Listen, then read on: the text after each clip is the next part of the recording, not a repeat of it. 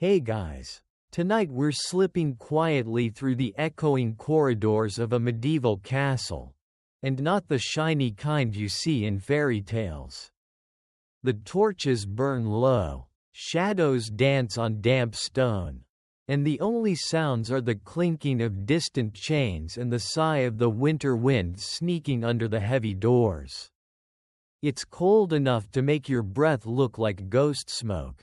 And you're about to find out where the servants, the invisible hands that kept everything running, actually slept when nights like this could freeze a flagon of ale solid.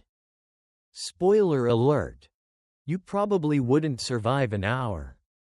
So, before you get comfortable, take a moment to like the video and subscribe, but only if you genuinely enjoy what I do here.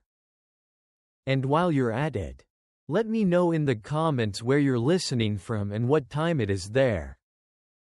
Now, dim the lights, maybe turn on a fan for that soft background hum, and let's ease into tonight's journey together. You step through the main gate of the keep just as the last bell tolls the curfew. The great iron doors groan closed behind you, sealing the castle for the night. Inside, it smells of rushes, smoke, and boiled barley, the perfume of daily survival. The nobles have already retreated to their private chambers, wrapping themselves in fur and privilege. But for everyone else, the real night begins now. You follow a young scullery maid dragging a threadbare blanket, her candle throwing trembling light across the flagstones. The heat from the great hall fades quickly, replaced by the biting chill of corridors that seem carved out of winter itself. She hurries, clutching a crust of bread, dinner and breakfast in one, toward whatever sleeping nook she can claim before someone else does. Every castle had its hierarchy. Even in slumber, the steward might get a cot near the kitchen fire. The laundress a bench beneath the staircase.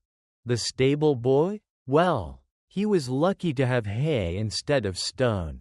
And when the frost came thick enough to turn wash water to ice, every breath became an act of faith. You notice how the servants move almost in silence, years of habit. Trained not to disturb the Lord's rest. Boots are removed, candles snuffed low. A few whisper short prayers. Not for salvation, but for warmth. There's something oddly tender in that. A quiet hope wrapped in a scratchy blanket. If you think servants' quarters meant cozy dormitories, think again.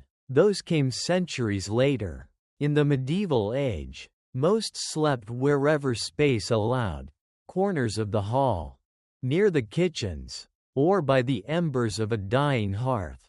The lucky ones might be granted a spot behind a hanging tapestry, where the heavy cloth caught stray warmth from the Lord's chambers. The unlucky ones learned to sleep sitting up, back against the wall, wrapped in their work aprons. You imagine yourself among them now. The stone beneath you is hard as regret. Your fingers ache, and you pull your cloak tighter. You can hear the distant hum of wind through the arrow slits, a natural lullaby that sounds suspiciously like a ghost breathing down your neck. A rat scurries by, bold as a tax collector. You flinch. Someone nearby mutters, "Leave him be, he's warmer than we are." A small joke, but laughter in a place like this feels like rebellion. As you settle in, you start to notice how the architecture itself conspires against comfort. Thick walls trap the cold as easily as they repel invaders. Drafts whistle through keyholes and cracks. Even the great fireplaces, marvels of medieval masonry, can't heat a hall taller than a cathedral nave. Once the fires die down, the temperature plummets faster than your will to live without central heating. Some historians still debate whether servants truly slept inside the keep or out in nearby outbuildings. Both answers are true. Depending on the castle and the rank of its staff, the kitchen servants often slept close to their ovens, guards near the gatehouse, maids in alcoves near stairwells. The variety is staggering, but the common thread is simple: survival by proximity to warmth. Imagine, for a moment, the contrast. Above you, nobles dream beneath canopies embroidered with gold thread, perfumed cushions, and dogs curled at their feet for extra warmth. Below, in the drafty underbelly of the castle, you and dozens of others share the stone floor, whispering and shivering until the first rooster announces mercy. You breathe in, the air smells of ash, damp wool, and human exhaustion. Yet there's also community here. Someone shares a bit of candle stub. Another drapes half their blanket over a younger page. The cold may be cruel, but companionship softens it, the medieval version of group therapy. Minus the couches and self-help books. The fire in the great hall crackles one last time before surrendering to the night. In its dim glow, you see outlines, curled bodies, rough hands, weary faces. Every breath is visible, floating upward like small ghosts of warmth. Somewhere in the distance, a dog howls, and you pull your blanket closer. Sleep, if it comes, will not be kind, but for now, it's enough just to be horizontal and alive. And as the last light flickers out, you realize, this isn't a story of comfort. It's a story of endurance, of small human warmth in a world of cold stone. Tomorrow, we'll wander deeper, into the rush-covered floors of the great hall itself, where even the mighty fireplace had secrets to share. The great hall is quieter now. The torches along the wall hiss and sputter, throwing orange halos onto the rush-strewn floor. You walk slowly, careful not to disturb the sleeping shapes already curled up beneath thin woolen cloaks. It's strange to think that this vast chamber, once filled with music, feasts, and gossip, becomes a giant dormitory once the lord and lady retreat upstairs. Your boots crunch lightly on dried herbs scattered among the rushes, lavender, mint, and sweet flag. They were meant to disguise the smell of spilled ale, smoke, and humanity, a medieval version of air freshener. You catch yourself smiling. Febreze hasn't been invented yet. But they tried, and failed. By day, the Great Hall is the beating heart of castle life, the place where meals are served, disputes are settled, and visitors are entertained. But by night, it transforms. Once the trestle tables are folded and the hearth swept, it becomes a communal bedchamber for servants and retainers. Imagine a sleepover with 50 exhausted adults, one fireplace, and zero privacy. You edge closer to the massive hearth at the center. The fire burns low, a mountain of glowing coals beneath blackened logs. A few servants lie nearest to it, the most coveted spots in the hall. Their faces gleam red in the firelight, while those farther away vanish into the dimness. Shivering, you feel the temperature drop with each step away from the hearth, like descending a staircase made of cold air. The rushes underfoot rustle. They're not just decoration. Medieval people used them as makeshift flooring, bundles of grass and herbs replaced periodically, in theory, to soak up spills and dirt. In practice, they might stay there for months, forming a kind of organic mattress layered with crumbs. ashes, and whatever fell from the tables above. Sleeping on it must have been aromatic. You settled down near a beam of moonlight slicing through a high window. The hall smells faintly of roasting meat, wax, and something sour, perhaps the remnants of last night's feast. The servants speak softly, if at all, a few cough, a few murmur prayers. Someone is snoring so fiercely it sounds like a saw cutting oak. Your blanket is thin, your pillow a bundled tunic. But you understand why they all prefer this room. Here, the fire offers at least the illusion of warmth. In smaller chambers, the air freezes solid by dawn. And there's another reason: safety in numbers. The castle at night is not silent, it creaks, groans, and whispers. The wind hums through the arrow slits like a chorus of ghosts. Rats scuttle in the rafters. Even seasoned servants sometimes dream of specters wandering the corridors. You glance up toward the raised dais where the Lord's table stood just hours ago. Above that, a carved screen separates the hall from the solar, the family's private chambers. A faint light glows behind it. You can almost feel the warmth of fur blankets, embroidered pillows, and bed curtains thick enough to keep out drafts. Meanwhile, you and your fellow servants rely on shared breath and stubbornness. And yet, there's comfort here. Someone hums a lullaby from the kitchens, a tune older than the castle itself. Another person chuckles as a dog curls against their feet. For a moment, it feels less like servitude and more like survival together. Historians still debate how often nobles and servants shared this same space. Some accounts suggest that in smaller castles, even high-ranking retainers slept right in the Great Hall, separated only by position, the lord closest to the hearth, his men spread out by rank beyond.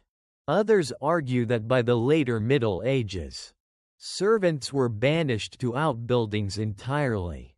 But in winter, warmth had a way of dissolving rules. You run your fingers through the rushes, feeling bits of straw and herbs. The roughness scratches your skin, and you imagine lying down, trying to find a soft patch. Someone tosses another log onto the hearth, and sparks fly upward like fireflies. You close your eyes, and the sounds blend: crackling fire, rustling straw, breathing. If you listen carefully, you can almost hear the rhythm of life itself in the hall. 100 tiny sounds forming a kind of lullaby for the working poor. The hall may be cold, drafty, and crawling with vermin, but it's also the only space that feels alive after dark. In the flicker of the firelight, you see faces, lined, young, freckled, grimy, serene. Some dream of better lives. Others just dream of breakfast. You pull the blanket over your shoulder and let your mind wander. What did they talk about before sleep? The weather? Their aching backs? Perhaps the rumors of a new steward arriving next spring. You chuckle softly. It's funny. You came here searching for where servants slept. But what you found is something deeper, a quiet, shared humanity, warmed by the simplest things. Outside, the wind rattles the shutters, impatient and cold. Inside, the servants drift into uneasy dreams, trusting the fire to survive until dawn. Tomorrow, you'll follow them again, beyond the warmth of the hall, into the darker corners under the stairs, where the poorest among them built their hidden nests of rest. The fire has sunk to a red glow when you rise, stretching your aching legs and rubbing the chill from your hands. The great hall behind you is a slow chorus of snores and rustling blankets. You step carefully over sleeping forms and wander toward the shadowed corridor that leads to the servants' quarters, or at least what passes for them. The air grows colder, tighter. The walls here are thick enough to silence even the echo of your footsteps. You can smell damp mortar and the faint musk of old wool. A narrow stair curls upward, and at its base lies a small heap of ash from the hearth, someone's desperate attempt to bottle warmth. You trace the trail of footprints heading toward the understairs nook. That strange little space born purely of architectural leftover. You duck beneath the staircase, where the ceiling slopes so low you must crouch. It's a tight, dusty pocket, hidden from both draft and authority. This is where the lowest servants, grooms, potboys, or the orphaned errand runners, claim their piece of darkness for the night. They've hung an old cloak across the open side to keep out the corridor wind. Inside, the air smells faintly of smoke, candle tallow, and something earthy, like soil after rain. You sit, drawing your knees up. It's not as miserable as you'd imagined, at least it's out of the wind. A discarded shoe lies near your elbow. And on the wall, someone has scratched a few initials, tiny proof that this hollow corner has seen generations of hidden lives. A girl slips in beside you. No older than 13, she carries a stub of candle and a rag bundle that might be her pillow. She smiles shyly before wriggling beneath the cloak. It's warmer if you keep your feet against the wall. She whispers, and you obey. The stone, strangely, holds a whisper of warmth from the kitchen below. This little underworld beneath the stairs is quieter than the great hall but filled with its own symphony. The muffled thump of footsteps above. A rat's claws on wood. The occasional murmur of someone turning in sleep. For all its discomfort, it feels private, almost safe. You wonder how many nights have passed like this. Unrecorded, unseen. The chronicles praise kings and knights but never mention the boy who slept beneath the stairs so he could wake before dawn to light the fires. Yet without him, no noble breakfast would ever begin. It's humbling, and oddly cozy. You breathe slowly, tasting the air. Every breath carries the scent of old timber and human persistence. A candle guttering nearby throws golden light onto the stairwell. For a second, it paints the illusion of luxury, warm color dancing across stone. But the moment passes, the flame dies, and you're left with only the pulse of your own heartbeat. Some castles had no spare rooms for servants at all. The staff simply spread through any available space. Corners under stairs, alcoves behind doors, even empty chests were repurposed into makeshift beds. One 15th-century account describes boys sleeping beneath ye steps. A note written almost with pity. Historians still debate whether this was common practice or a sign of overcrowding. Truthfully, it was both. The architecture itself forced the lower ranks to become nomads within their own walls. You pull your cloak tighter, feeling how cold seeps through every seam. Sleep, when it comes, is shallow, constantly broken by creaks and drafts. But the strange part is, you adjust. Your body learns the rhythm of the castle, like tuning to its heartbeat. From somewhere above, a door opens, letting out a shaft of yellow light and the muffled laugh of a lady's maid. Then it closes, and darkness claims the hall again. The quiet returns, soft as a blanket. You close your eyes and think about how little space a person really needs to dream. Under a staircase or beneath the stars. It's all the same when the world outside howls with cold. And in this narrow wedge of shadow, you realize that comfort isn't about down pillows or feather beds, it's about belonging somewhere. Even if that somewhere fits only one tired body. Tomorrow night, you'll climb upward, to the loft above the kitchens, where the air is warmer, but the dreams smell faintly of smoke and bread. You wake before dawn, the kind of waking that comes not from rest but from the ache of a long night. Your limbs are stiff, your cloak damp from your own breath condensing on cold stone. The girl beside you has already gone, her corner neatly folded, as though tidiness could disguise poverty. You stretch and listen. Above, the castle stirs, buckets clatter, someone's shouting about frozen water in the courtyard. It's time to move before the daylight betrays you under the stairs. You emerge into the gray corridor and follow the smell of smoke and flour toward the kitchens.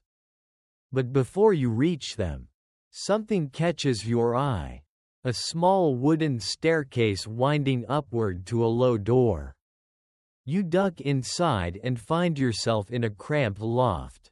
Right above the kitchens, the air here is heavy, almost humid, filled with the ghost of heat rising from last night's fire.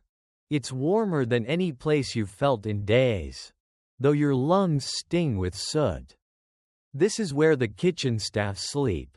The scullions, spit boys, and bakers claim this space after the last embers are banked. You can see the outlines of pallets made from old flour sacks, stuffed with straw. The walls are streaked with smoke, and the low beams force you to stoop.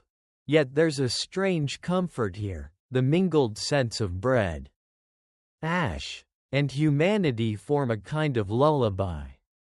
A young man is curled near the chimney flue, his face blackened with soot, one arm wrapped protectively around a ladle.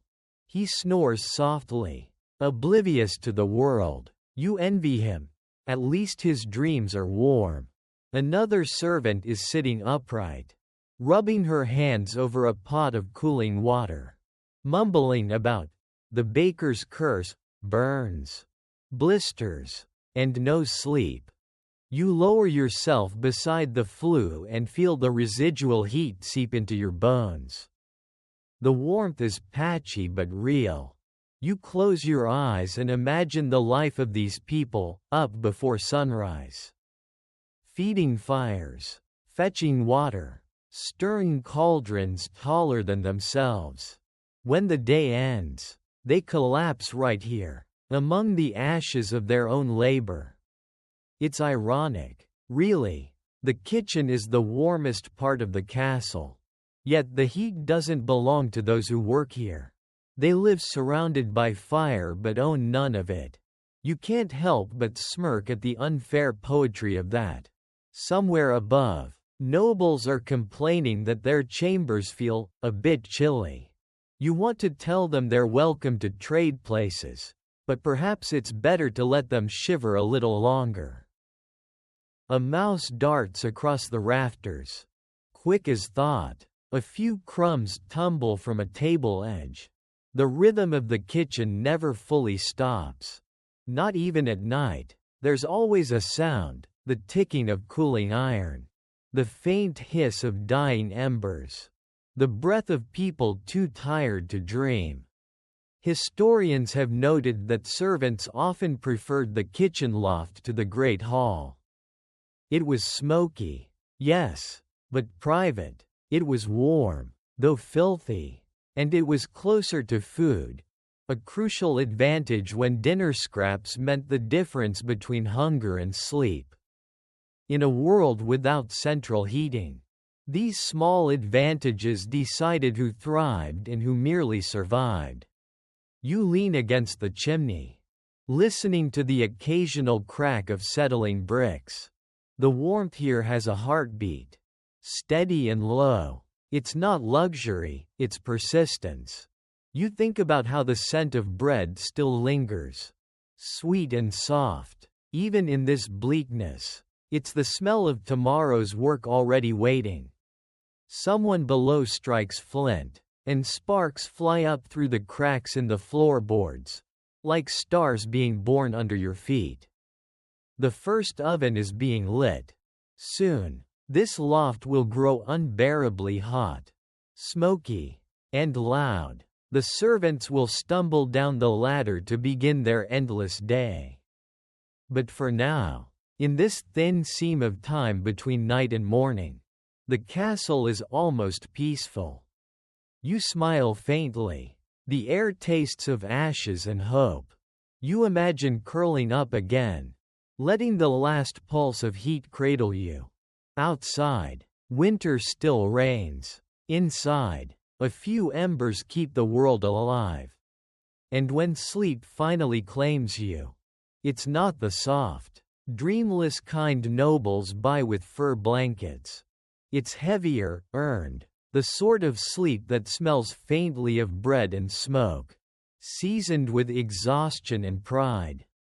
Tomorrow, you'll step beyond this kitchen warmth, toward the Lord's solar and its guarded threshold, where servants steal what little heat leaks from the cracks beneath the door.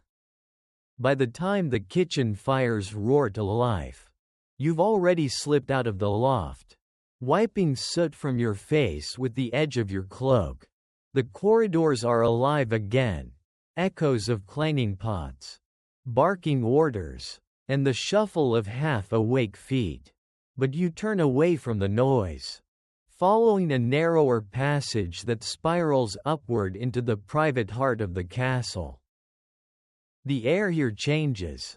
It's quieter, cleaner somehow, and colder. The stairwell winds past thick stone walls that bleed chill like ghosts. At the top, you find a small wooden door cracked open, releasing a faint smell of beeswax polish and human vanity. This is near the solar, the Lord's private living chamber. You're not supposed to be here, but curiosity is stronger than caution. You peek through the gap. Warm light spills from within, candle flames reflected in polished brass and fur rugs. For a moment, you're blinded by the luxury of it. A thick tapestry of hunting scenes muffles the draft, and the hearth burns bright, guarded by an iron screen. The Lord himself is nowhere in sight, but you can hear the rhythmic breathing of someone asleep behind the curtained bed. You step back into the corridor and notice something strange. A faint ribbon of warmth snakes under the solar door, curling into the hall. It's enough to thaw your fingertips. And you suddenly understand why a few daring servants have left small signs here: an old shoe, a folded cloak, a basket shoved discreetly against the wall. They've been sleeping here, near the solar doorway, stealing the nobleman's waste heat like thieves of comfort. You crouch beside one such spot and test the stone with your palm. It's astonishingly warm compared to the icy corridors below. You can almost feel the fire inside through the wall. You imagine pressing your back to it, wrapping your cloak tight, and drifting into half-sleep while pretending to guard the Lord's chamber. There's even a certain strategy in this, close enough to warmth to survive, but far enough to avoid attention. If caught, it could mean a beating or worse. But when the alternative is freezing in the stables, the choice seems almost logical. You lean back, breathing in the faint scent of wood smoke and lavender oil leaking through the door. The warmth spreads across your shoulders like a secret. Then you hear footsteps. You freeze. The faint swish of skirts, one of the lady's maids. Perhaps carrying linens to the solar. You flatten yourself into the shadow. Heart thudding. She passes without noticing you. Humming softly. The tune drifts down the hall. Haunting and sweet. When she disappears, you exhale slowly. The stone feels even colder now that you've moved away. You realize how fragile warmth is in a place like this, measured not in degrees, but in moments. Historians sometimes argue about how much access servants truly had to noble chambers. Some insist they were barred entirely. Others claim trusted attendants slept just outside, ready to fetch water or tend fires at dawn. Both are right. The hierarchy of proximity extended even to sleeping arrangements. The closer you were allowed to the solar, the higher your worth, or your usefulness. You can almost hear a whisper from the past. Keep close enough to serve, far enough not to be seen. It's a rule that might as well have been carved into castle stone. A draft snakes down the corridor, carrying the smell of snow. Somewhere outside, the wind sighs against the battlements. You draw your cloak tighter and think about the strange poetry of this existence. How survival was often just a matter of inches. You chuckle quietly. If this were modern times, there'd be a thermostat war. The Lord wants it at 25 degrees Celsius. The servants freeze at 10. Instead, there's only stone, smoke, and the desperate hope that heat leaks through the right wall. As the first light of dawn filters through the arrow slits, you hear the bell for morning duties. The warmth from the solar fades as the fires within are stoked anew for breakfast. You push yourself up, rubbing your stiff legs. Tonight, maybe someone else will claim this spot by the door. And tomorrow, they'll tell stories about the warmth that lingered like grace. You smile faintly and head down toward the lower corridors again, where the myths of warm rooms take on stranger forms, like the garderobe. The castle's privy, whispered to be one of the warmest places of all.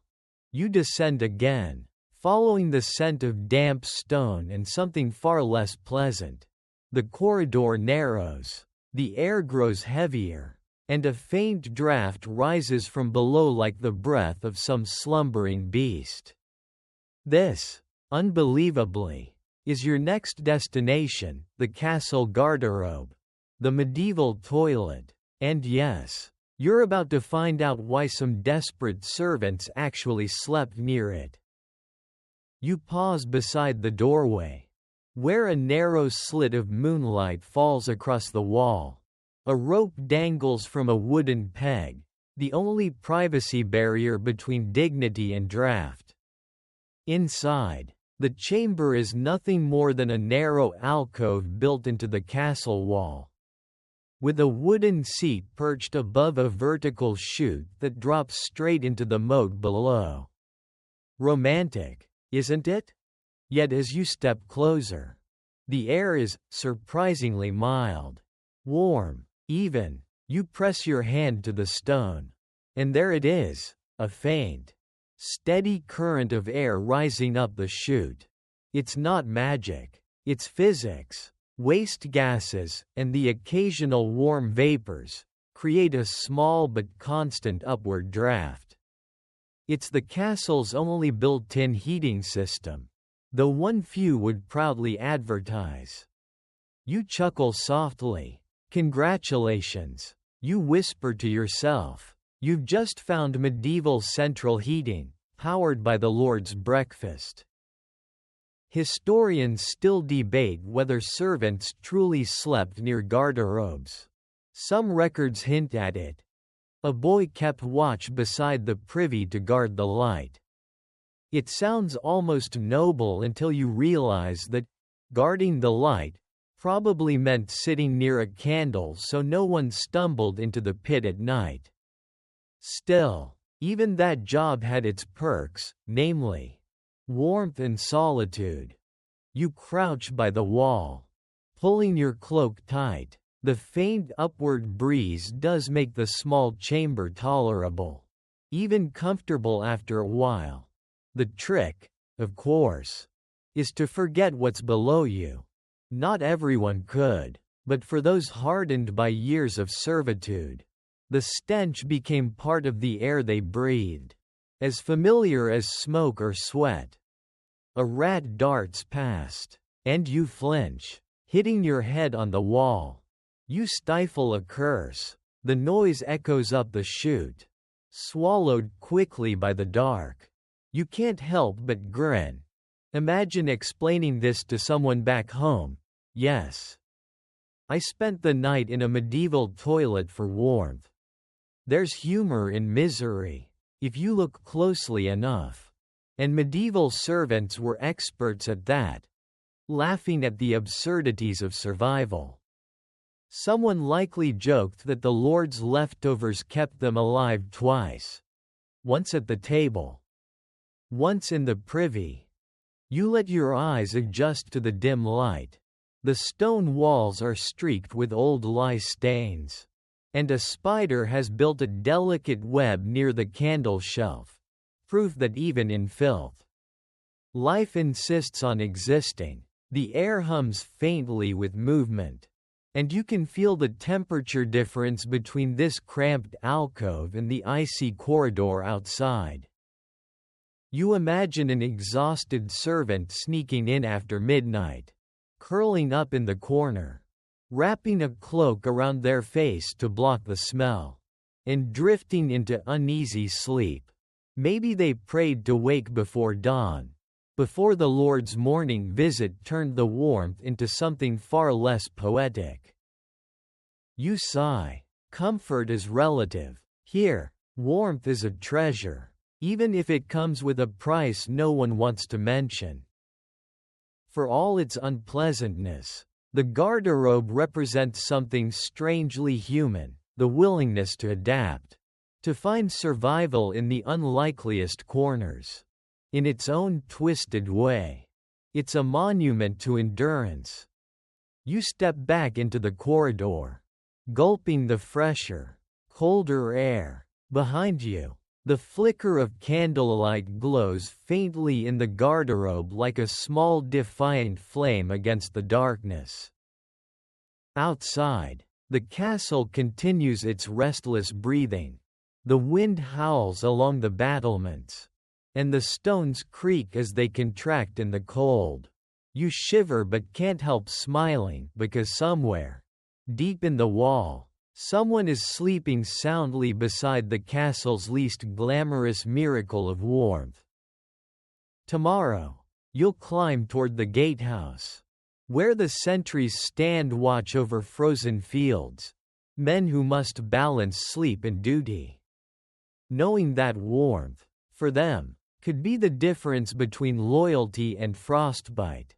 By evening, you find yourself standing near the outer wall again, where the air bites at your face like a living thing.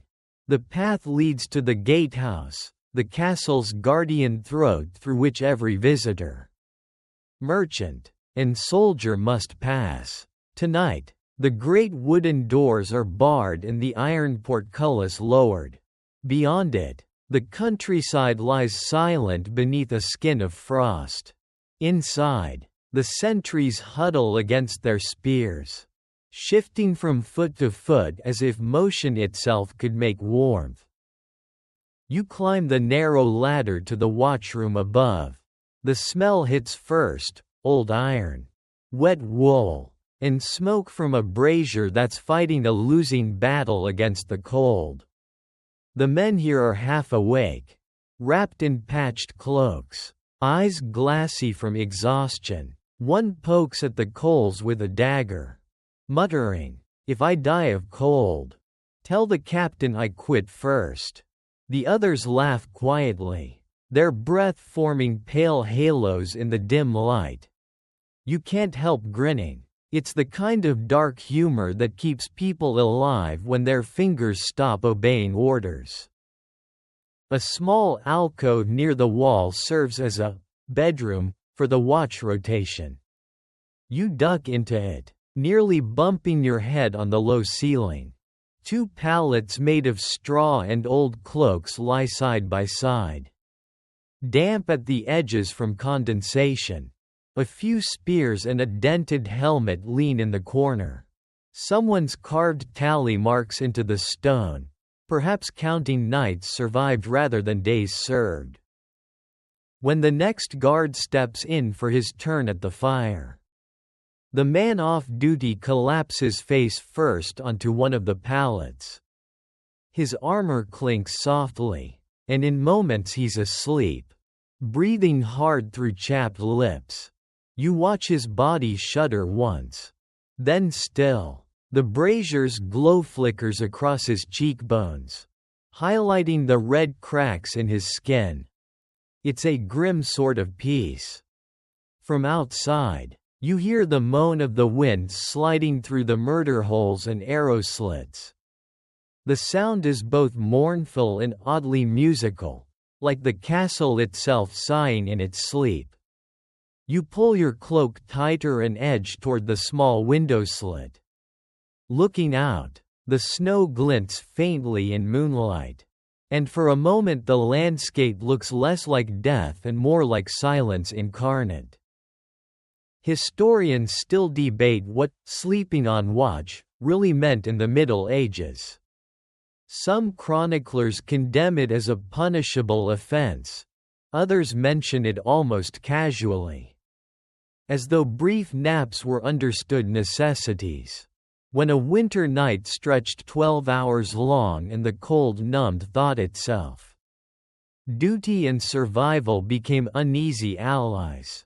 Many guards slept in short bursts, 20 minutes here, a half hour there, relying on each other to stay awake in shifts. You imagine that system now. One man drowsing near the brazier, another staring into the dark, ears pricked for the crunch of unseen feet in the snow. There's no clock, only instinct and fear. Your own eyelids grow heavy. The warmth from the brazier lulls you into half-dreams. You picture yourself outside the gate, a traveler lost in the storm, begging for entry. Inside, you are that guard, too weary to care. The fire pops, the sound jolting you awake. You realize that warmth is not the only thing people guard here, it's trust. The fragile thread between life and chaos. The man beside you shifts, mumbling something in his sleep. His hand twitches toward his sword. You gently touch his shoulder. Easy, you whisper. It's still night. He relaxes, exhaling a small cloud of steam. You sit back and let the rhythm of the castle at night sink in. Wind, fire, breath. Every fortress in winter was like this, alive in its own slow heartbeat, filled with people fighting the same quiet battle against cold and loneliness. When the bell for the next watch rings, a deep metallic tone that ripples through the walls, you rise and stretch your cramped legs. The new guard enters, yawning, rubbing his hands together. Colder than the king's heart tonight, he says, and you chuckle softly as you descend the stairs. The brazier's glow fades behind you, replaced by the familiar gray chill of the corridors. Somewhere below, you hear a hoarse snort, a reminder of another kind of warmth waiting in the stables. Tomorrow, you'll follow that sound to the haylofts and stall shadows, where servants curl up beside the animals that unknowingly keep them alive. The smell reaches you before the warmth does, that earthy blend of hay, leather, and animal breath that clings to every stable in history. You step through the heavy wooden doors and into a low, shadowy world where horses shift and snort softly in their stalls. Their bodies radiate heat like living furnaces, steam curling from their nostrils in the frigid air. This, you realize, is where the clever servants sleep, the ones who trade pride for survival. The hayloft above the stable is a sanctuary of sorts, the medieval equivalent of a heated apartment, if you don't mind sharing it with manure and mice. You climb the ladder, each rung creaking under your weight. The smell of hay thickens, golden and dusty, almost sweet. At the top, the loft spreads out like a secret attic, layered with straw bales stacked nearly to the rafters. You can already feel the difference in temperature. The horses below act as natural heaters, their warmth rising up to wrap the space in a cozy, organic cocoon. A faint glow of lantern light reveals two sleeping figures nestled into the hay. One snores gently, half buried in straw. The other stirs, blinking drowsily as you approach. "Mind the horseflies," he mutters before rolling over and vanishing again. You smile. Even in sleep, these people guard their tiny empires of comfort. You find an empty corner and sink down into the hay. It rustles beneath you, prickly at first but strangely forgiving.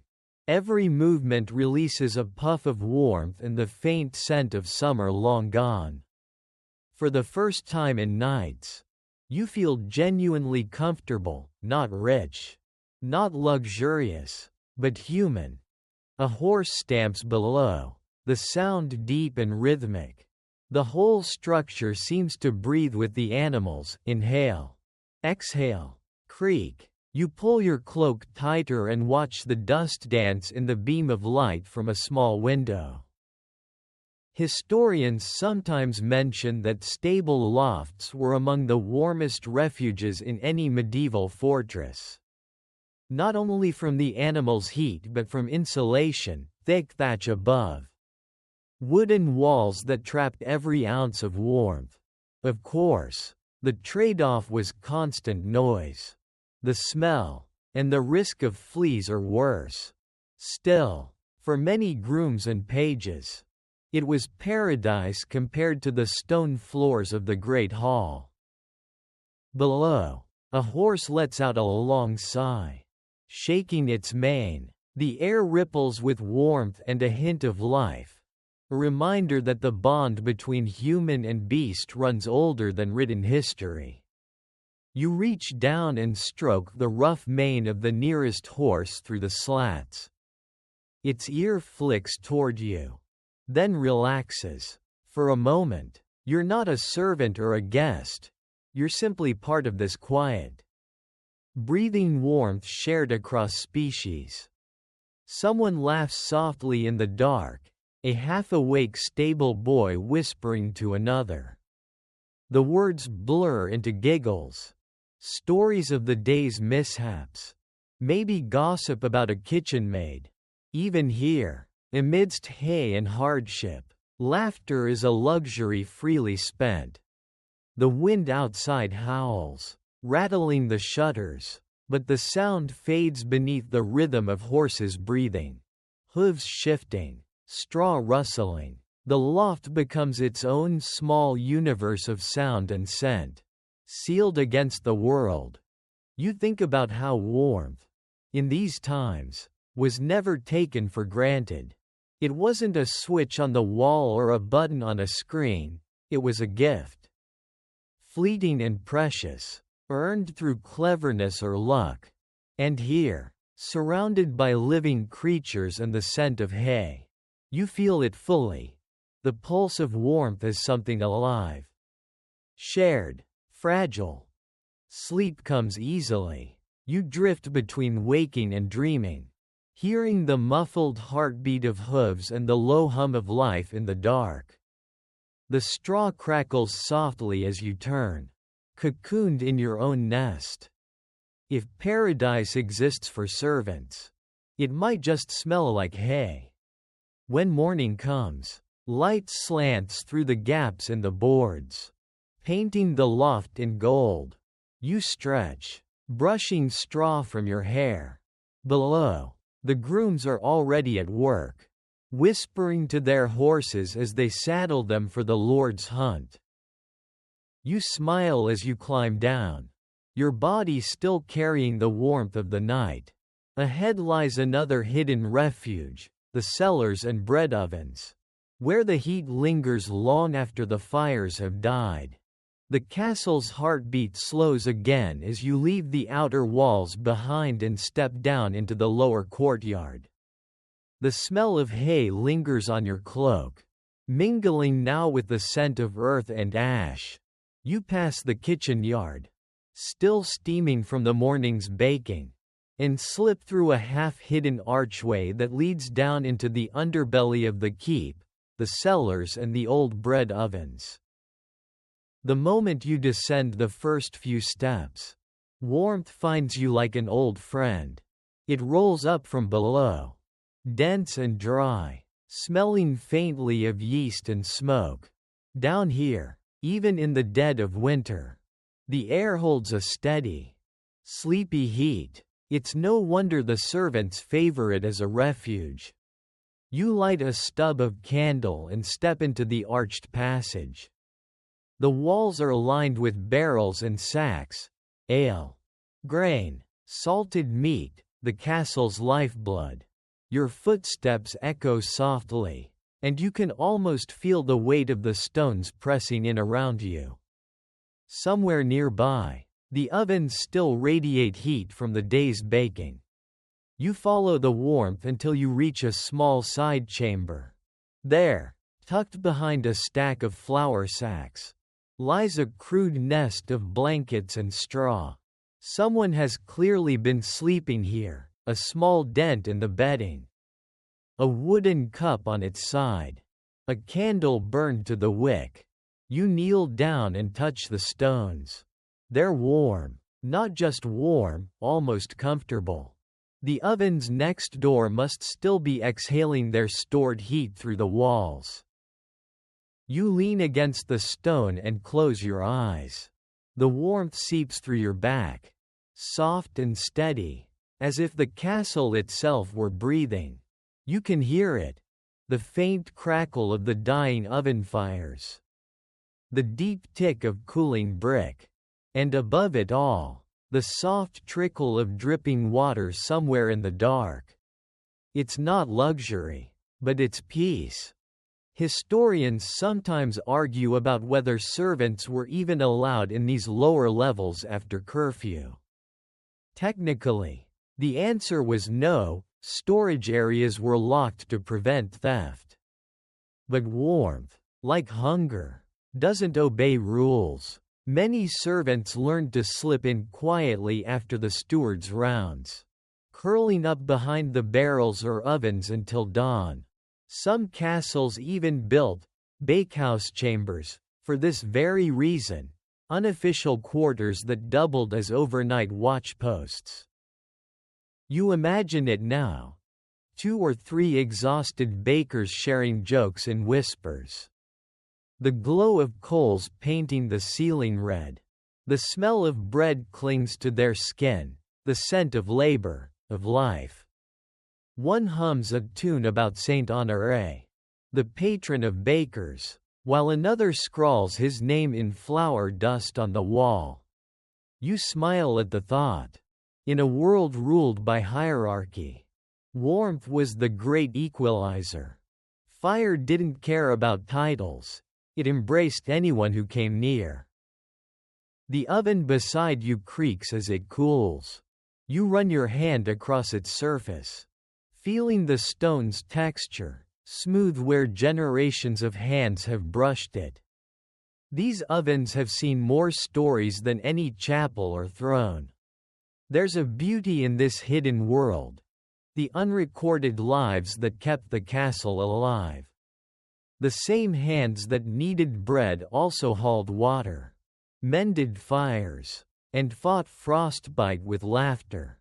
They never wrote chronicles. But their fingerprints are everywhere, on door handles, on broomsticks, on these very stones that hum faintly with heat. You lie back for a moment, staring at the ceiling's arch. The candlelight flickers, carving shadows that ripple like water.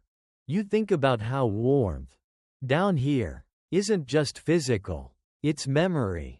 Every ember that glows tonight carries the ghost of yesterday's fire, and the promise that someone will kindle it again tomorrow.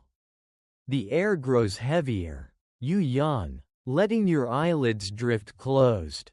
The oven's warmth wraps around you, soft as a lullaby.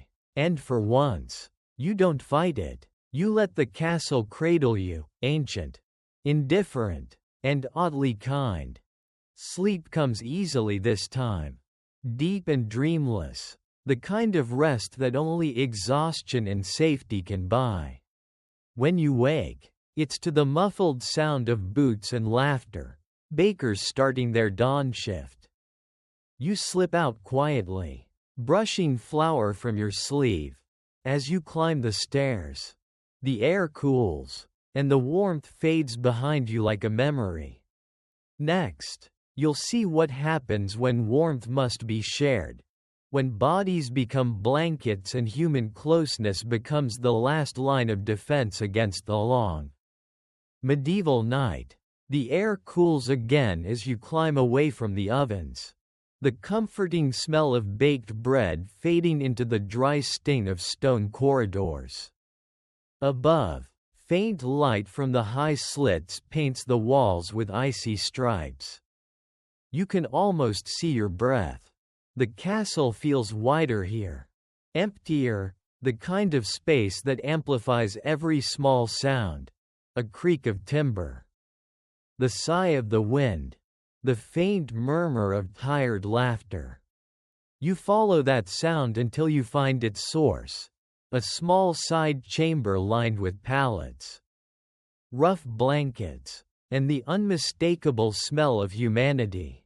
This is where the servants who work closest to the household, valets, maids, and grooms, sleep when the hall is full.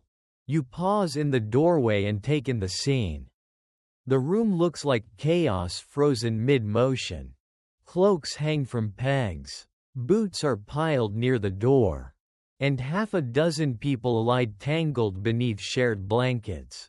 One of them stirs, pulling the covers tighter. Another mumbles something in their sleep, a prayer or perhaps a curse about the cold. You edge closer and crouch beside them. The air in here is warmer than the corridors outside, but not because of any fire. It's body heat, the oldest heating system of all. Every breath adds a little warmth. Every shared blanket doubles its power. They've turned proximity into survival.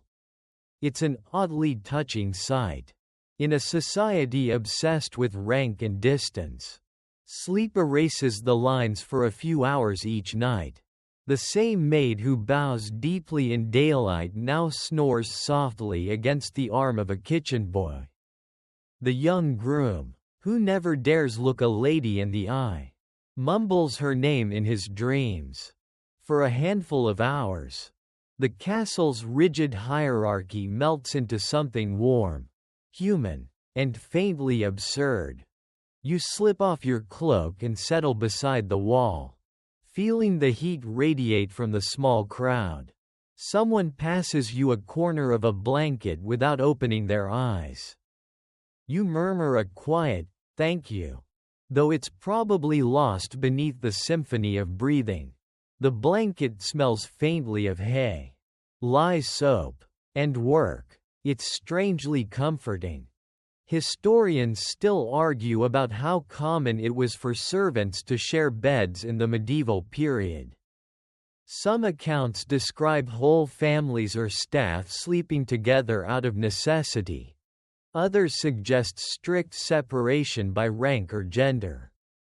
The truth, as usual, depends on the century, the castle, and the weather. But what never changes is the logic. Warmth demands company. You lie still and listen. The rhythm of breathing becomes hypnotic. Someone coughs. Someone whispers a joke, too tired to finish the punchline. Another person chuckles sleepily, and the room shifts, a wave of quiet laughter that fades into sighs. It's not luxury, but it's community. You can almost forget where you are. The castle outside feels like another world, a cold, echoing shell. Here, in this cramped pocket of shared warmth, life feels immediate and real. You think about how modern people pay fortunes for weighted blankets and heat therapy pads. These servants solved the same problem with trust and necessity. There's something poetic in that. You feel your own body relax, matching the rhythm around you. For a brief, strange moment, you sense the collective heartbeat of survival, dozens of lives aligned for warmth. Like embers gathered under one cloak. A soft murmur ripples through the room as someone rises for an early shift. The blanket lifts, and a gust of cold rushes in.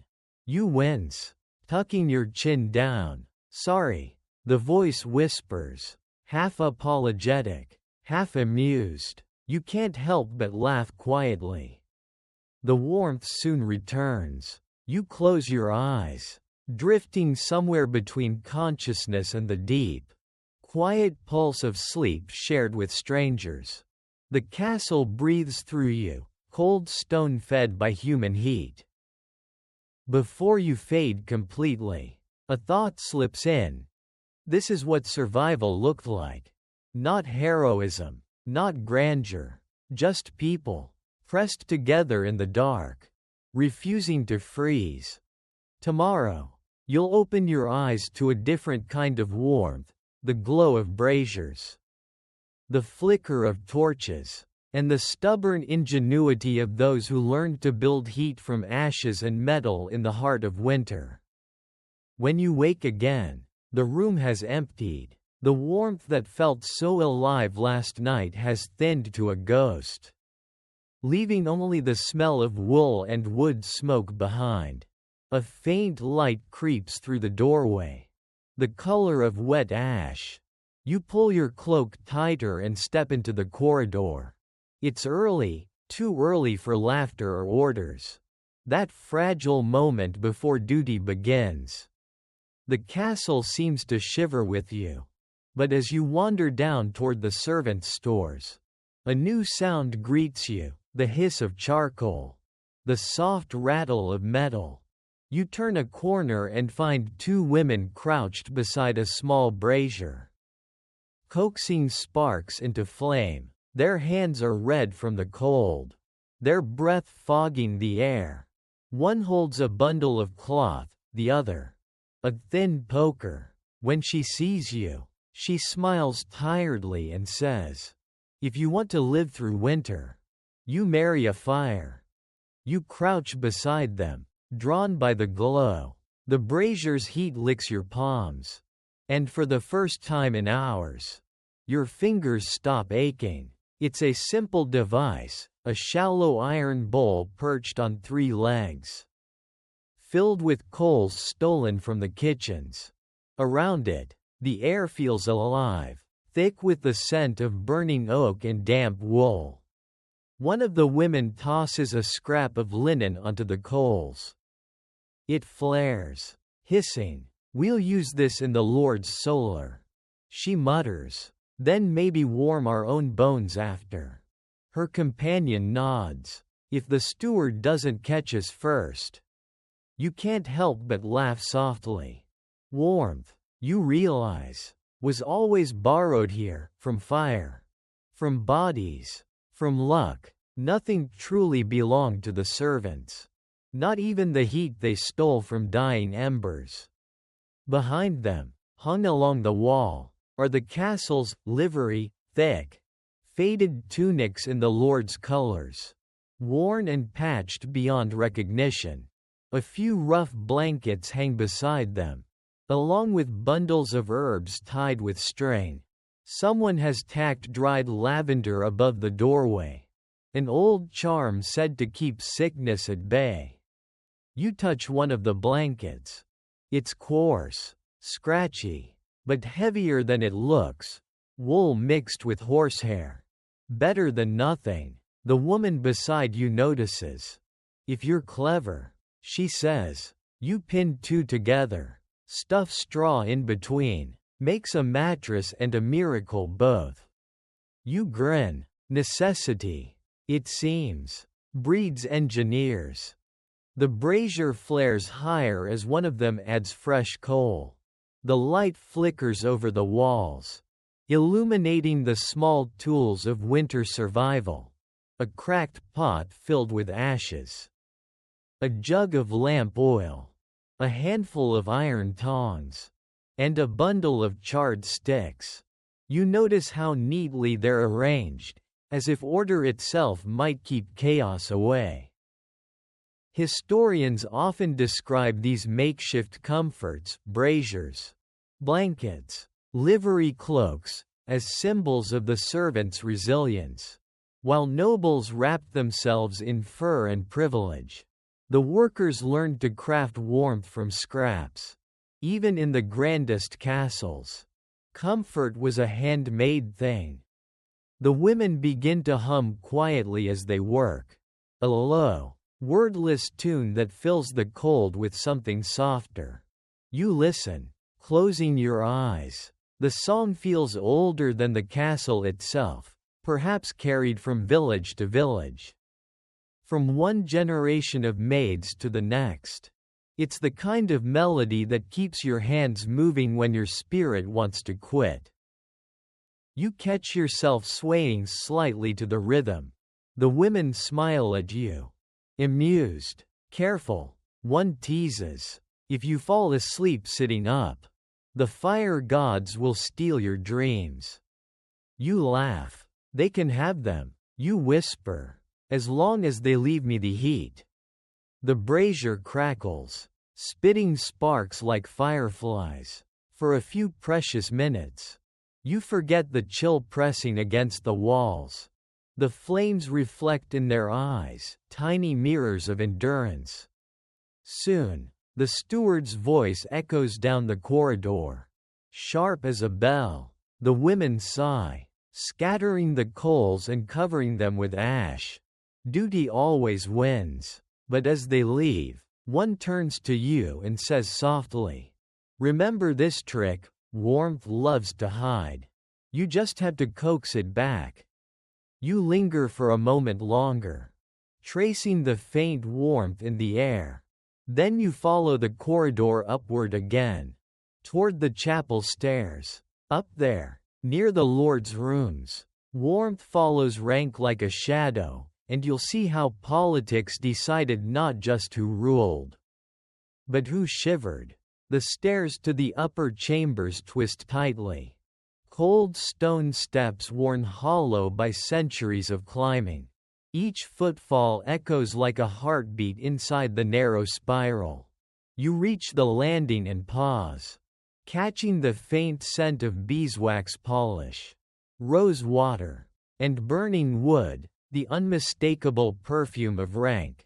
Up here, warmth becomes not just comfort, but hierarchy made visible.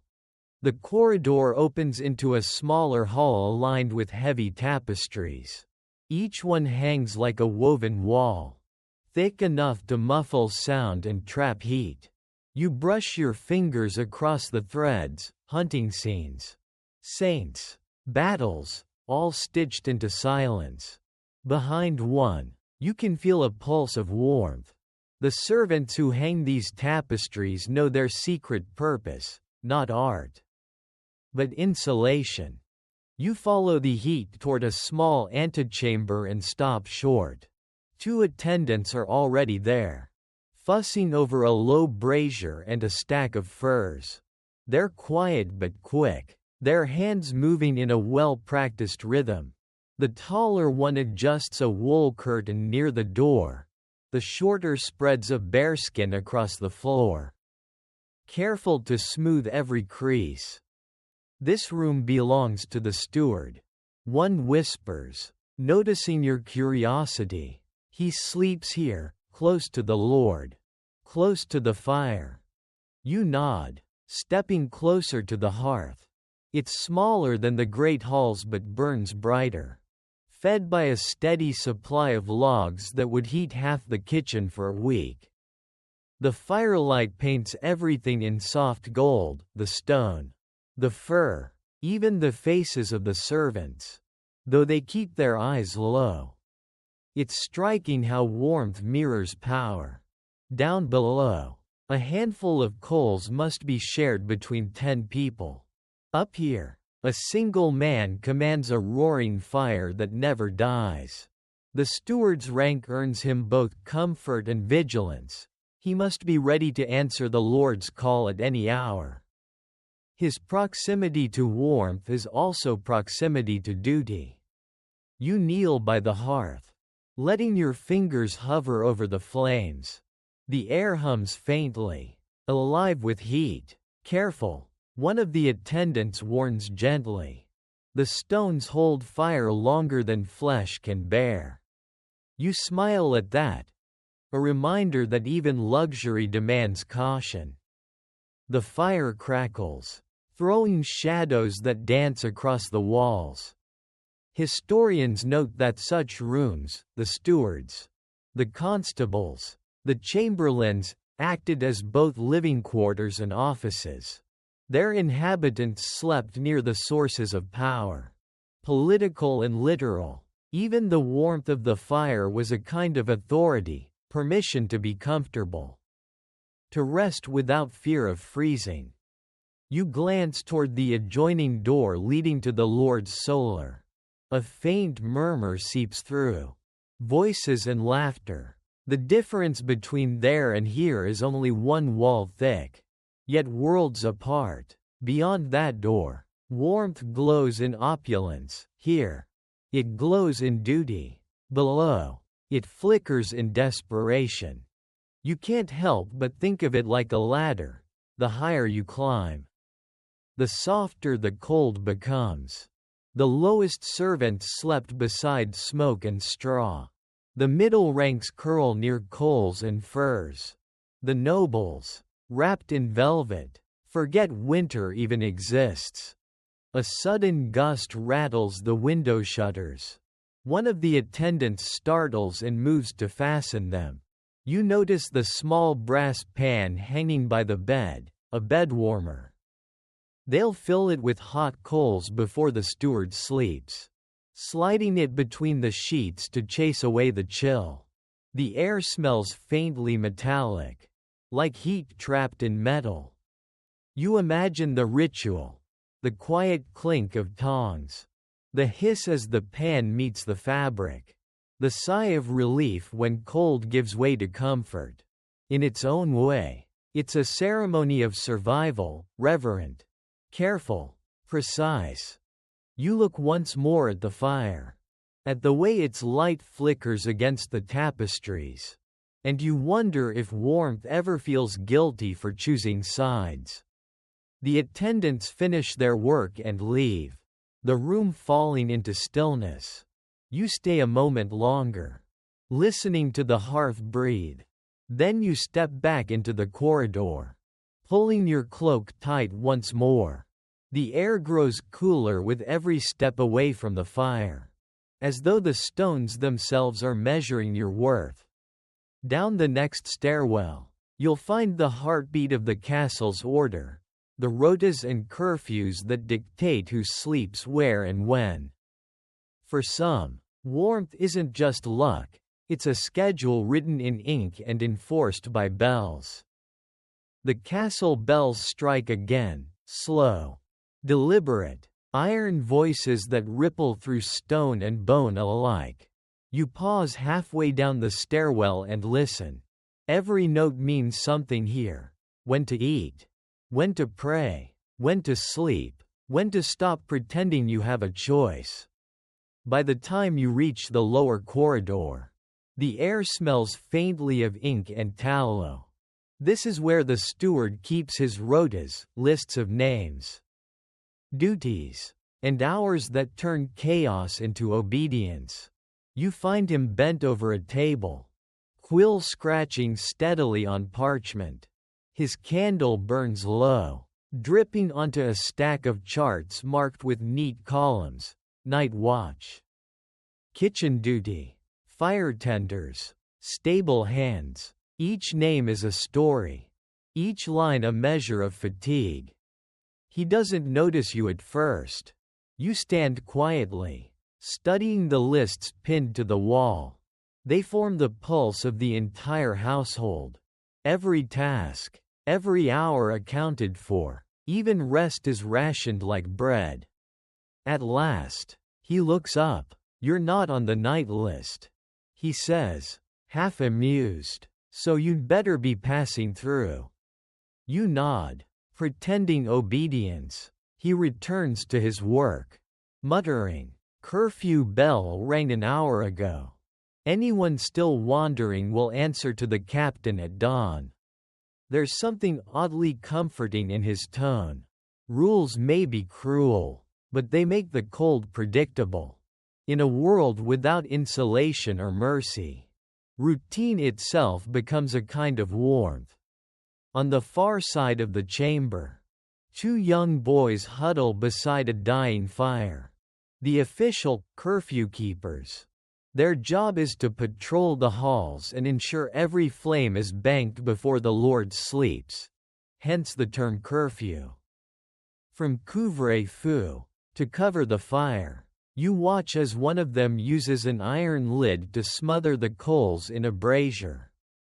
The hiss fills the room like a sigh.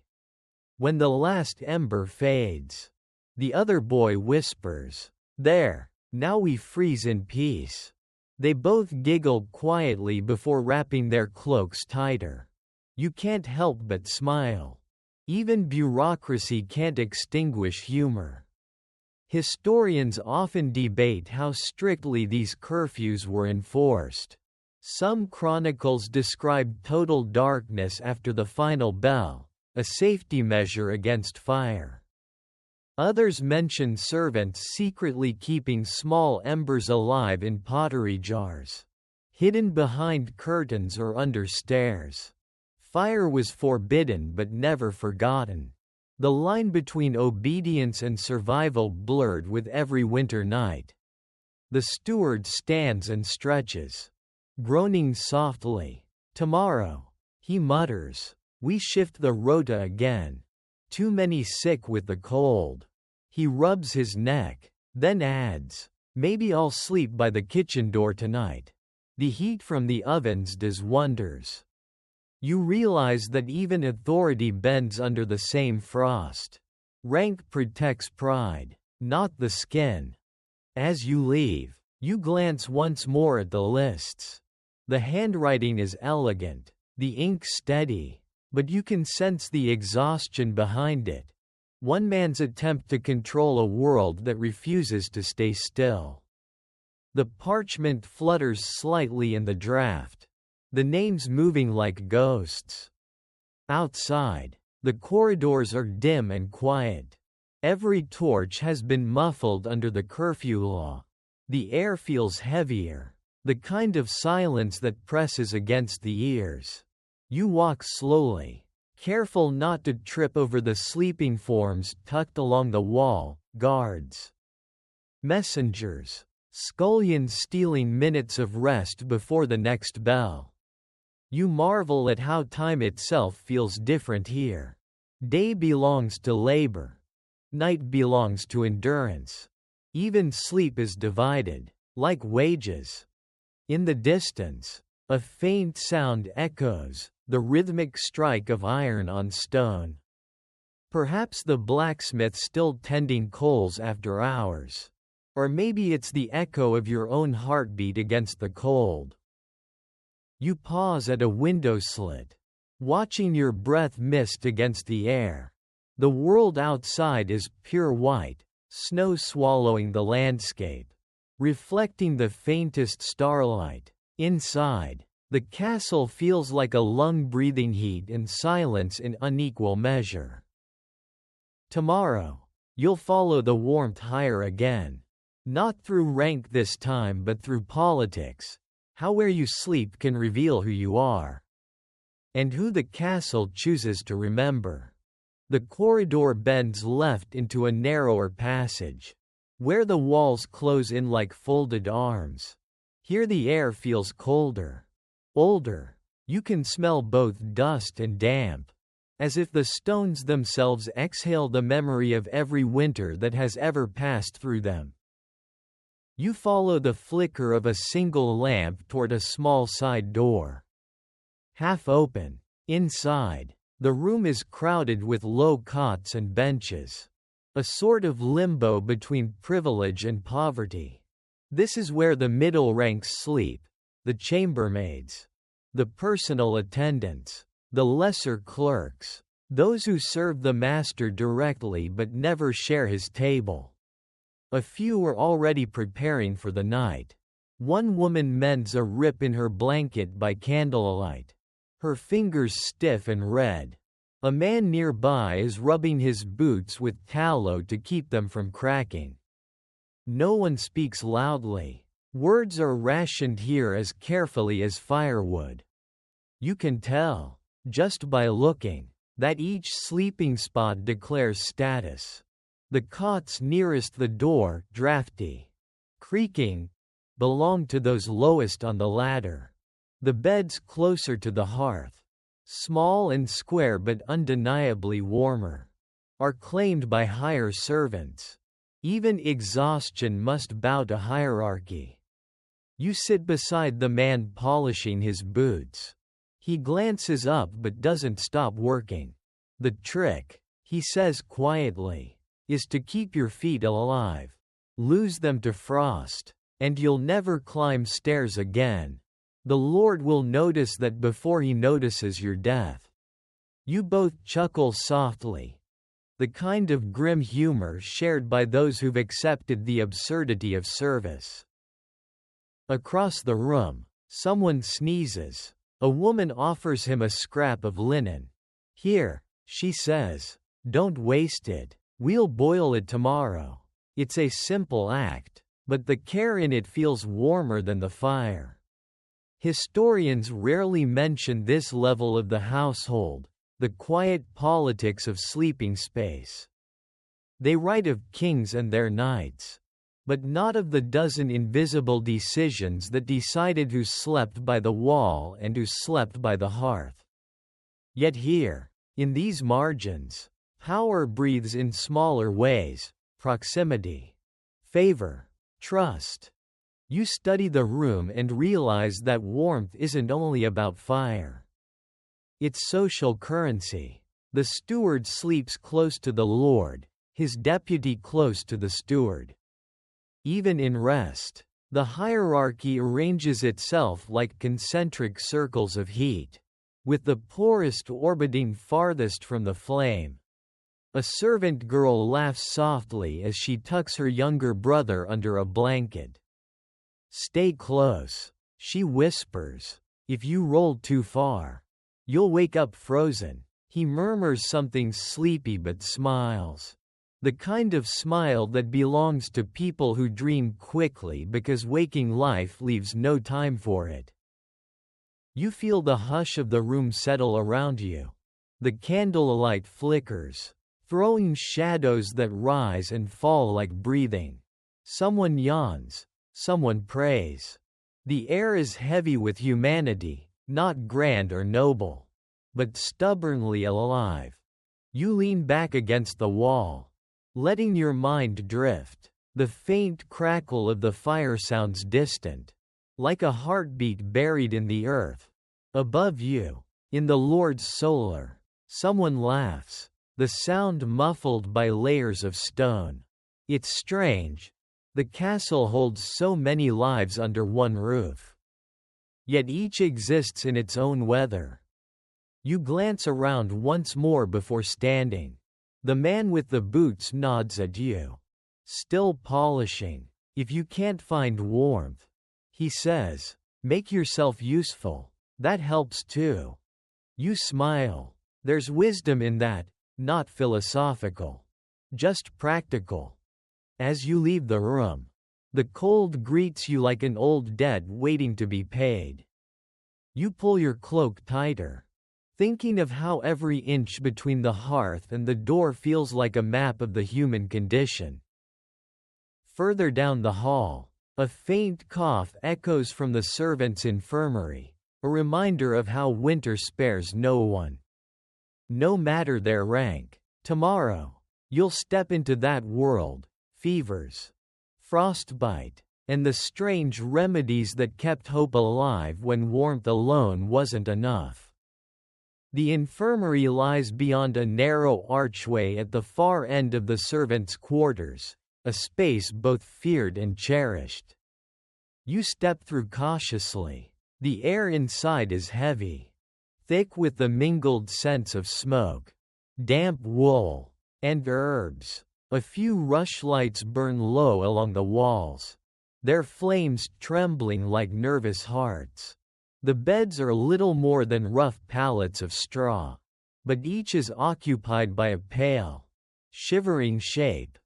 A woman in a linen cap looks up as you enter. She's grinding something in a wooden bowl, her hands quick and steady. "Shut the door," she says without looking. "The draft kills faster than the illness." You obey. The sound of the wind fades, leaving only coughing, muttering, and the occasional sigh. You move closer to her work table. There's a small fire burning in an iron brazier, its smoke curling toward a hole in the ceiling. Beside it, jars and bundles of herbs, thyme, sage, rosemary, and something sharper, vinegar steeped with garlic. The woman stirs the mixture into a pot of water. "For the lungs," she explains, "and to keep the demons of cold away." You ask if she believes in demons. She smirks. "Of course not, but the people I heal do. And if they believe the smoke chases evil, maybe it chases fear too.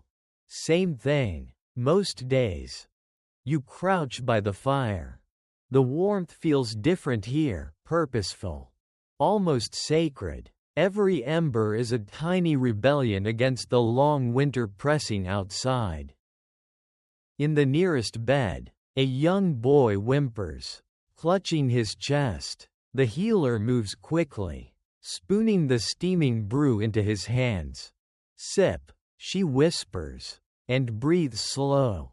You can see his fingers trembling, his lips blue. She adjusts the blanket over him, tucking it beneath his chin. The fabric is rough but clean. For a moment, his eyes meet yours, half pain, half gratitude, and you realize how fragile warmth truly is when measured in heartbeats. You look around. Other servants lie wrapped in layers of cloth and fur, their faces pale but peaceful. One has a bundle of dried herbs tied above her bed, a charm for protection. Another clutches a small wooden cross.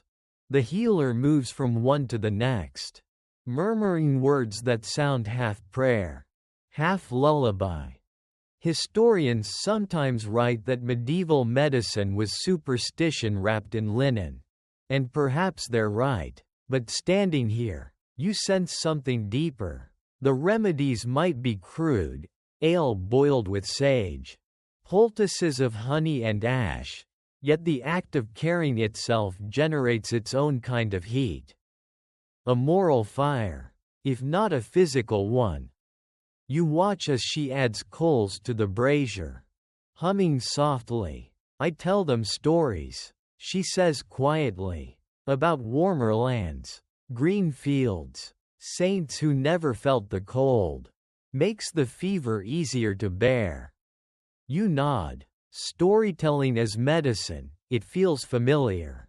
You've done it yourself tonight, wandering through centuries with words as your only torch.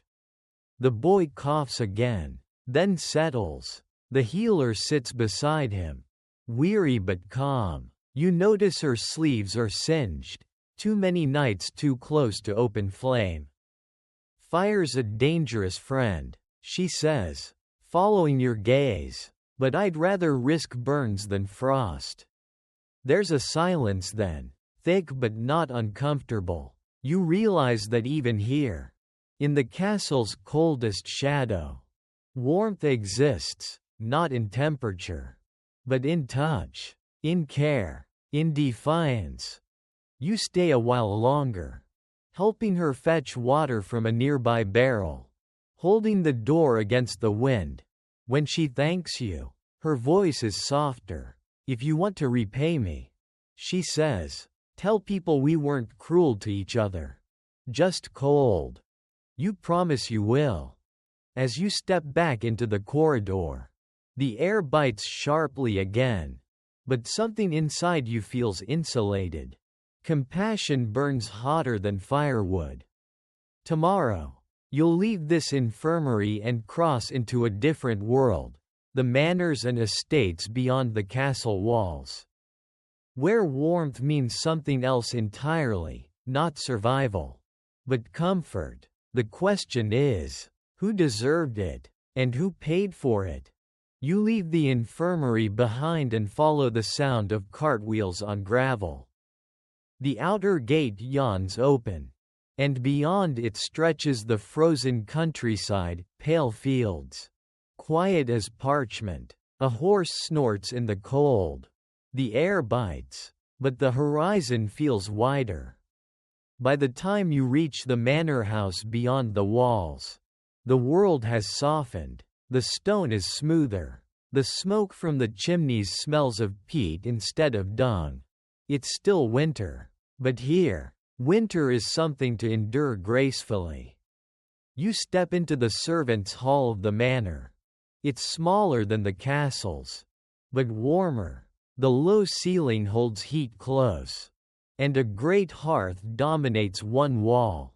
Two cooks argue cheerfully over a kettle. Their laughter sounds brighter than anything you've heard in days. This isn't a fortress, one of them says, grinning. We keep our fires for comfort, not for siege. You nod, feeling the truth of it immediately. In the castle, warmth was a privilege, rationed by rank and duty. Here, in the manor, it's a right, the steady pulse of a household that survives by kindness as much as order. You look around. The servants' sleeping quarters line the back of the hall. Narrow wooden beds, straw mattresses, thick quilts patched with love rather than necessity. Some beds even have curtains, coarse wool. Yes, but privacy nonetheless. You can almost hear the sighs of contentment hidden in their folds. Historians often note that manor life was softer than castle life. Especially in winter. There was less stone, more wood, fewer rules, more humanity. The architecture itself seems designed to breathe warmth, low beams, plastered walls, hearths in every room. Heat here doesn't just survive, it lingers. You crouch beside the fire, listening to its low hum. We take turns feeding it through the night. A maid tells you, poking at the coals, it's bad luck to let it die. They say if the hearth goes cold, someone in the house will, too. You smile. So superstition keeps you warm? She grins back. That and the Lord's brandy. If we're lucky. The laughter that follows is real. Unguarded. You realize that warmth in a manor is both physical and social. It's the comfort of routine, of names remembered, of small jokes shared between chores. A castle is built to defend. A manor is built to live. You wander upstairs, where the air smells of lavender and candle wax. The Lord's chamber glows faintly through a half-open door. Inside, a canopy bed waits beneath embroidered curtains. a brazier at its foot, and fur throws piled high. It's indulgent, yes, but there's still something human about it, a reminder that even the wealthy seek the same simple promise: to sleep without shivering. You return to the hall below. The servants are finishing their meal: broth, bread, and cider. Someone has hung a bunch of herbs above the fire to dry. And the scent fills the room. The noise, the light, the laughter, all of it builds a warmth no stone wall could hold. As you settle by the hearth, you realize how different this is from the castle's chill hierarchy. Here, warmth is shared, not stolen. Even in poverty, generosity burns brighter than the flames. Outside, frost thickens on the window panes, turning the night into a sheet of silver. But inside, you're safe. The coals glow steady, a heartbeat of heat and humanity. You stretch your hands toward the fire, smiling. Somewhere beyond these walls, the castle stands rigid and silent in the cold. But here, in this little manor, winter feels almost gentle, as if warmth has finally decided to stay. Tomorrow, you'll travel inward again, to the echo of cloisters and candles, where monks turned austerity into an art form, and where sleep was governed by prayer rather than comfort. The road back to the castle winds upward through frost-bitten fields. Dawn breaks pale and reluctant, and your breath rises like incense in the still air. The manor's warmth lingers in your memory: laughter, bread, and soft beds, but the world ahead feels colder, quieter, holier. By mid-morning, the outline of the abbey appears beyond the castle walls: grey stone arches, bell tower, cloisters wrapped in silence. Monks move slowly across the courtyard, their wool robes fluttering like the wings of crows.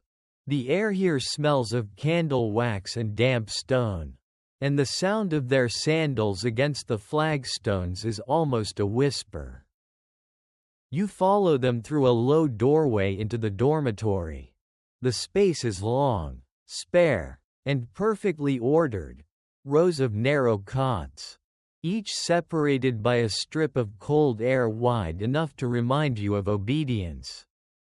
No curtains, no tapestries, no fires, just austerity. The only warmth allowed here comes from discipline. A monk nods to you as he folds his blanket with precise care. His hands are red with cold, but his movements are serene. "We keep each other warm," he says quietly, "by rising together." You frown slightly. "You mean for prayer?" He smiles. "Prayer is motion. Motion is life. God does the rest." It's half faith, half philosophy, and strangely practical. The brothers' days and nights are ruled by bells, not comfort. Matins, lauds, prime, every few hours. They rise from their cots, shuffle to the chapel, chant in the chill air, then return to sleep again. No one sleeps long enough to freeze. Exhaustion and devotion become twin blankets. You walk between the cots. Each bed is the same: straw mattress, wool sheet, a single cloak folded at the foot. Above every pillow hangs a small wooden cross. There's a peace here, but also an ache, the kind of calm that hides endurance beneath its silence.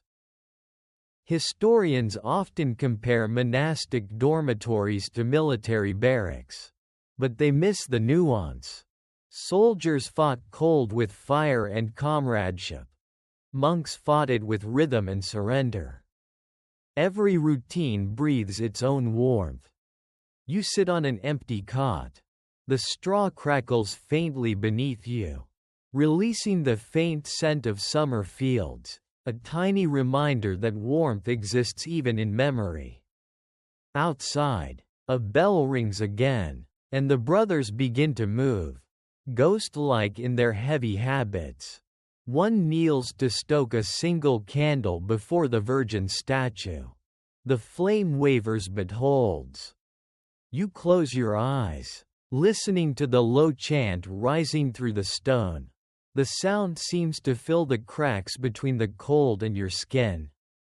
It's a kind of heat, invisible, spiritual, stubborn. The monk beside you murmurs a line from the Psalms. Even the darkness is not dark to thee. He smiles faintly, as if that's enough to survive the winter. And maybe it is. When you step back into the courtyard, sunlight spills faintly through the cloister arches, gilding the frost with gold. The monks move like shadows across it, each carrying a small bundle of logs for the refectory fire. You realize the irony. Those who renounce comfort tend to keep it alive for others. As the bell for midday echoes, you look toward the castle beyond the abbey wall. Its towers rise cold and proud, but you can almost hear the hum of life inside. Fires, voices, breath. Monastic rules and castle ranks may differ, yet both chase the same fragile miracle: warmth enough to last till dawn. Tomorrow, you'll return there once more, into the nights of siege and storm, when even the castle walls couldn't keep the cold at bay, and every ember became a matter of survival.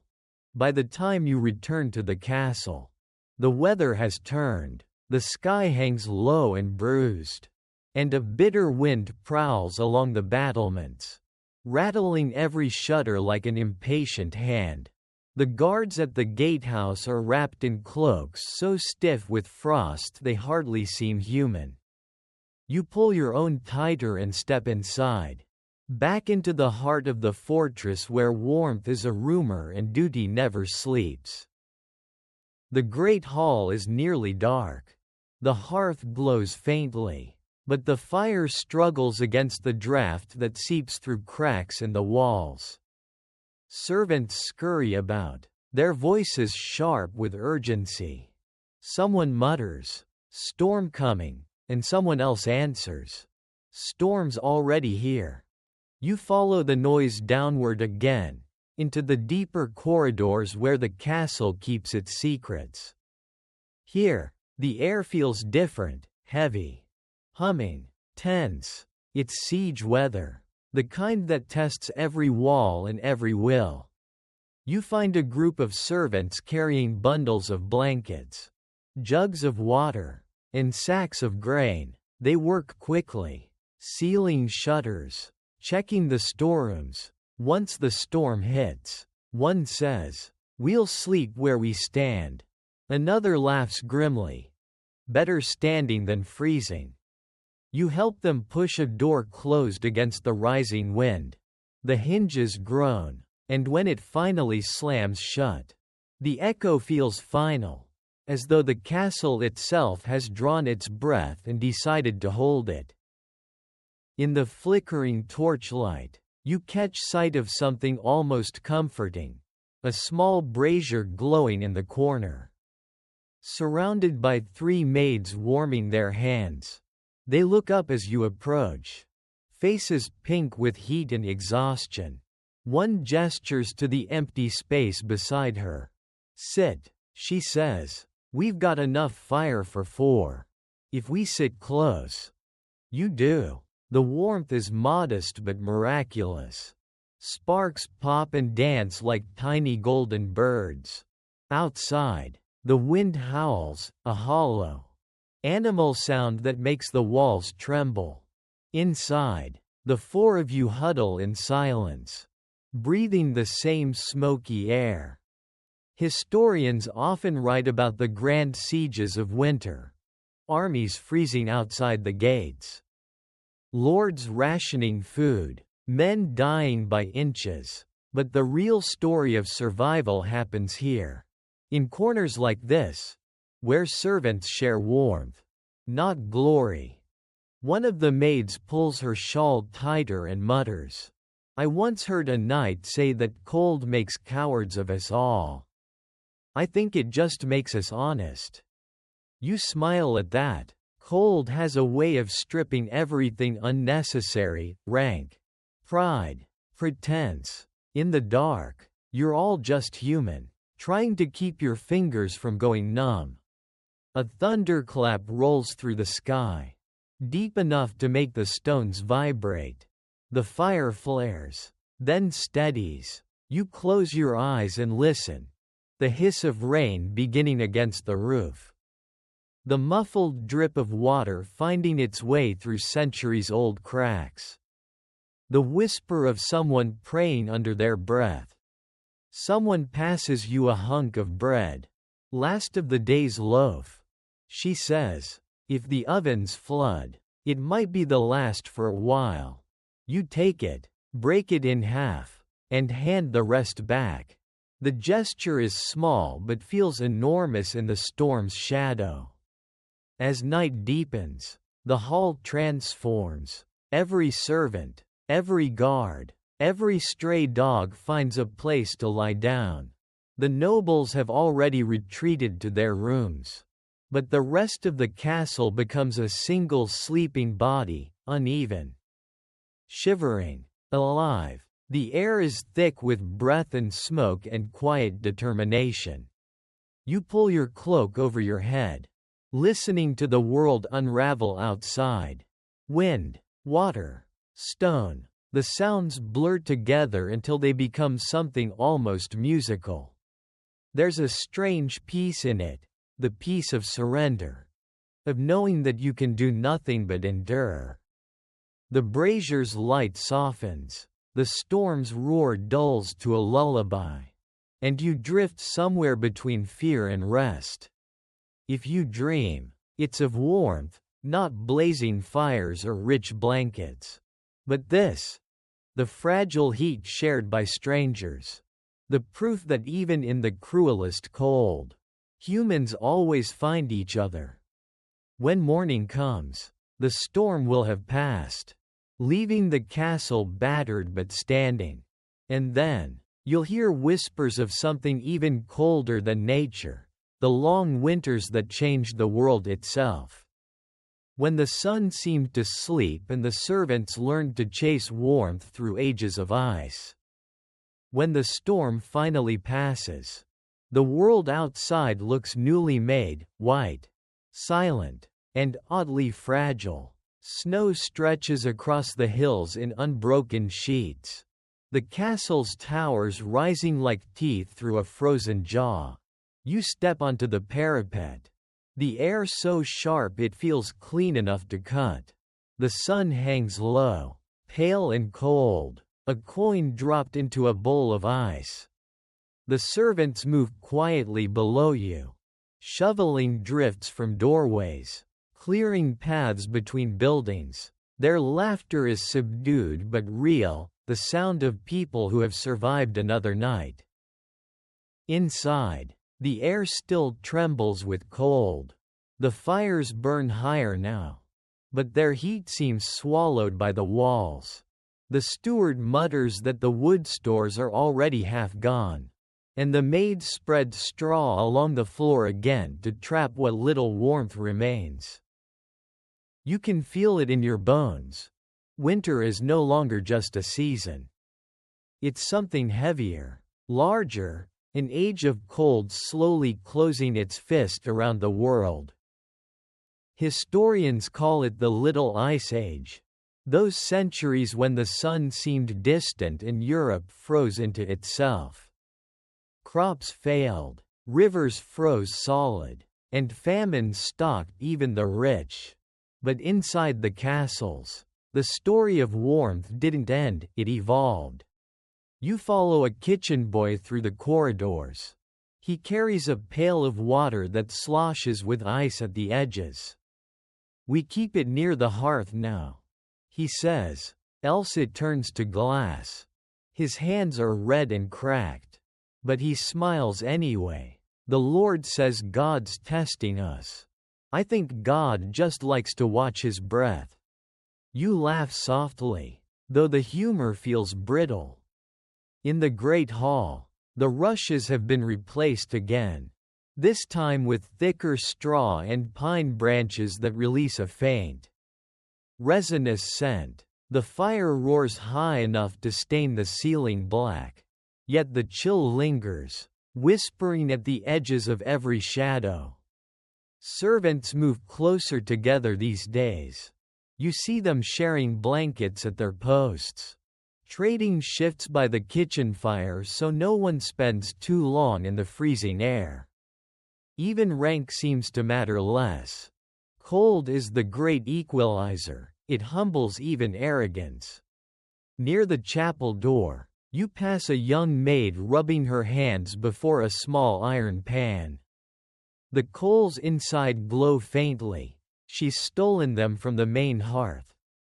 "Don't tell," she says, half grinning. "They'd call it theft. I call it survival." You promise her silence and walk on. At night, the castle grows quieter than ever. The walls pop and sigh as frost settles into their cracks. You imagine the cold creeping like a living thing, winding through stairwells, curling beneath doors, slipping into the beds of the careless. But even as the cold deepens, so does the creativity of those who fight it. Servants line walls with sacks of grain, hang heavy drapes across doorways, even heat stones in the ovens to carry to bed. You find one such stone in the great hall, wrapped in cloth. Still warm, someone's forgotten miracle. You sit with it in your hands and marvel at the simplicity. Heat is not a luxury here, it's a craft, a language. Everyone learns to speak it in their own way. Outside, the night sky glitters with cruel beauty. The snow reflects starlight so bright it hurts to look at. Somewhere beyond the horizon, you imagine other castles, other servants, doing exactly the same thing, tending fires, sharing breath, surviving together beneath a sleeping sun. For all its harshness, there's something holy about this endurance. It feels like a covenant between human and flame. I will feed you, you will keep me alive. You press the warm stone against your chest. Close your eyes and listen. The castle is quiet now, wrapped in its own heartbeat. Tomorrow, the frost will still cling to the windows.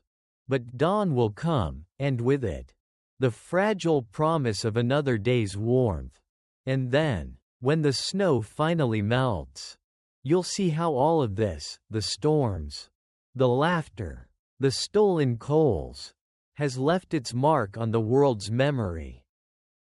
Because warmth, once fought for, is never forgotten, and tomorrow, as the first light touches the battlements, you'll rise with the servants to greet it, one last time. Before the story sleeps, the snow still lies deep across the fields when dawn finally returns. The light is weak and blue, filtering through narrow windows and pooling in the cracks between stones. You walk slowly through the great hall, quiet now. The air heavy with the scent of smoke and ash. The fires burn low but steady, a promise that the night has been survived. Servants stir like ghosts from slumber. The rushes on the floor crunch underfoot, stiff with frost that sneaked in during the night. Someone coughs, someone else yawns and begins to stack the benches for breakfast. The rhythm of life returns, cautious at first, then confident, like a heart learning to beat again. You step toward the window. Outside, the world gleams silver and still. A faint mist rises from the moat, curling upward in ribbons of light. The castle's towers throw long shadows across the snow, their shapes softened, almost kind, It's strange how even the harshest places look gentle in morning. A maid passes you carrying a bundle of kindling. First spark of the day, she says, smiling sleepily. Let's hope it behaves. Her hands are red, her breath white. You nod, watching as she kneels before the hearth, arranging the sticks with quiet reverence. When the flame catches, it's small, almost fragile, but in this world, fragility is enough. The warmth creeps outward, slow but certain. You can feel it on your face, faint and forgiving. You wander through the corridors one last time. Each space feels changed, not by the fire itself, but by what it represents. The great hall still holds echoes of laughter. The kitchens hum with the smell of bread and wood smoke. Even the garderobe, absurdly, feels touched by memory. Every corner has its ghost of warmth, its record of endurance. Historians often write about power, conquest, the weight of kingdoms, but you know now that history also lives in smaller things. The curve of a hand around a coal, the murmur of a song beside a dying hearth, the way strangers pressed together beneath one blanket simply to survive the night. You pause by the staircase where it all began, that small nook beneath the steps, where the cold first bit into your bones. It's empty now, just a dark pocket in the wall. But for a moment, you imagine it glowing faintly from within, as if memory itself could leave heat behind. The bell rings for morning duty. Somewhere above, the Lord's household begins to stir. The cycle continues, day into night, warmth into cold, life into story. You take one last breath of the air, sharp, clean, alive.